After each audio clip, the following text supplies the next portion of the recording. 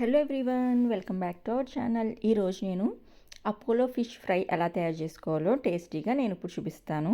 Apollo fish మనకి ఇలా fry చేసుకోవడానికి చాలా బాగుంటుంది. సేమ్ అసలు చికెన్ ఫ్రైలానే ఉందన్నమాట. చిన్నపిల్లలు కొంతమంది ఇష్టపడరు కదా ఫిష్ తినటానికి, కానీ ముళ్ళులు ఉంటాయని కానీ గమ్మున తినడానికి ఇష్టపడరు కదా, అలాంటి వాళ్ళకి కూడా పెట్టవచ్చు అనమాట.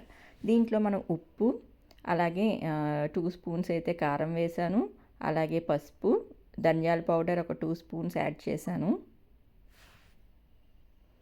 కొంచెం చిటికెడేమో జీలకర్ర పౌడర్, మళ్ళీ కొంచెం ధనియాల పౌడర్ ఇంకో స్పూన్ యాడ్ చేశాను. టోటల్గా 2 స్పూన్స్ అయితే వేశాను.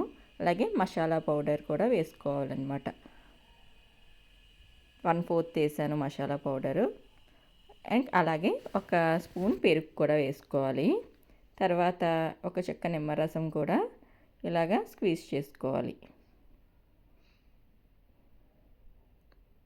ఇదంతా కూడా ఒకసారి బాగా కలిసేలాగా కలుపుకోవాలి.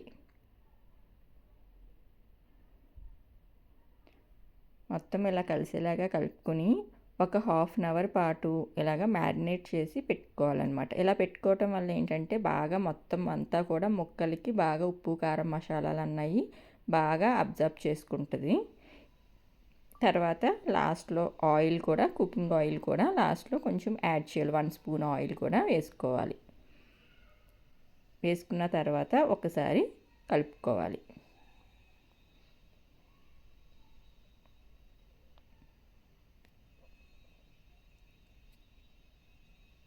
ఇలా కలిపేసుకుని మనము ఒక అరగంట పాటు మ్యారినేట్ చేయాలి. ఒకవేళ టైం లేదనుకుంటే ఒక 10 నిమిషాలు చేసుకున్నా సరిపోతుంది.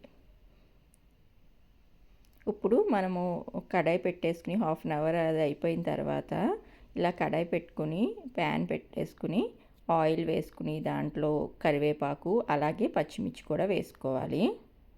నేను చేసేదైతే షాలు ఫ్రై అనమాట. డీప్ ఫ్రై అయితే మరీ ఎక్కువ ఆయిల్ అబ్జర్వ్ చేసేసుకుంటుంది కదా, అందుకు షాలు ఫ్రై చేస్తున్నాను. ఒక 3 స్పూన్స్ ఆయిల్ అయితే వేసుకుని ఇలాగ ఫ్రై అయితే చేసుకోవాలన్నమాట.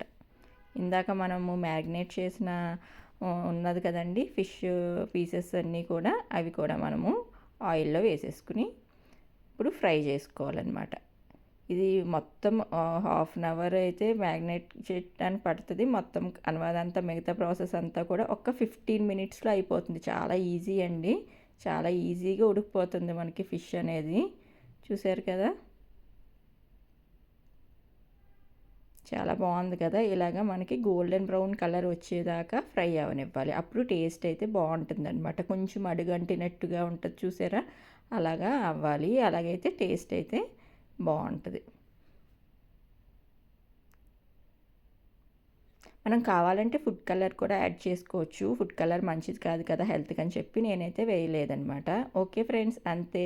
ఎంతో టేస్టీగా ఉండే అపోలో ఫిష్ ఫ్రై అయితే రెడీ అయిపోయింది. ఇప్పుడు సర్వ్ చేసేద్దాం. ఓకే ఫ్రెండ్స్, మీకు కనుక ఈ వీడియో నచ్చితే తప్పకుండా లైక్ చేసి, షేర్ చేసి, కామెంట్ చేయండి. మళ్ళీ వీడియోతో మళ్ళీ కలుద్దాం.